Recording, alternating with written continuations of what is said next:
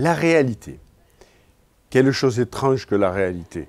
Chacun de nous croit avoir complètement accès à la réalité. Et pourtant, est-ce qu'il vous est déjà arrivé, au cours d'un repas entre amis, une soirée familiale, de vous rappeler un événement et où les autres vous disent « mais ça ne s'est absolument pas passé comme ça ».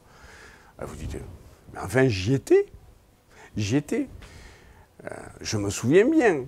Et les autres vous disent « mais on y était aussi et c'est pas du tout ce qui s'est passé ».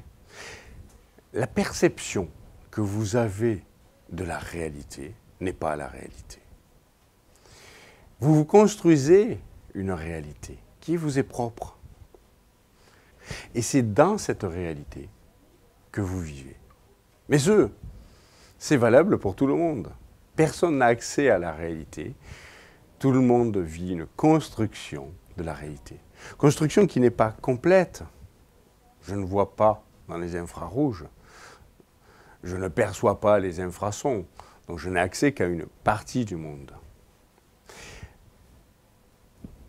Un oriental ne verra pas les événements comme je les perçois. La culture joue donc dans l'interprétation que nous avons de la réalité. Puis notre histoire personnelle joue dans cette interprétation de la réalité.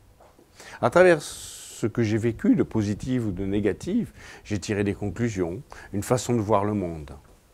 Donc je ne vis pas le monde dans sa réalité vraie, je vis le monde dans une construction partielle de la réalité. Et c'est cette construction qui fait que je suis positif ou négatif dans ma façon de voir le monde. C'est cette construction qui fait que j'ai des ressources où je me limite. Épicure disait, vous n'avez pas de problème avec la mort. Si la mort est là, vous n'y êtes pas. Si vous êtes là, elle n'est pas là.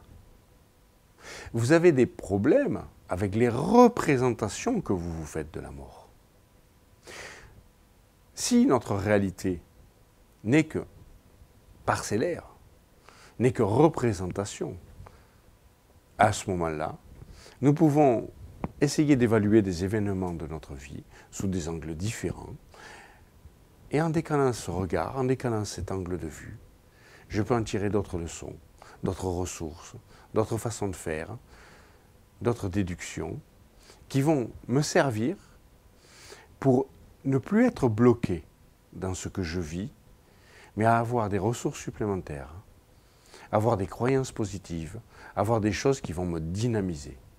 À partir de cette même réalité, je peux construire des représentations qui sont porteuses au lieu d'être limitantes. Nous construisons donc notre réalité à travers 3 filtres essentiels. D'abord les capteurs, nos sens qui nous permettent de voir le monde, de percevoir le monde, de toucher le monde, d'entendre le monde.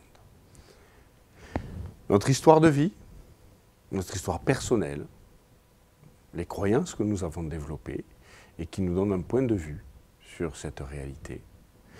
Et puis enfin notre éducation, les choses que nous avons apprises, la capacité de réflexion qu'on nous a donnée à travers notre éducation.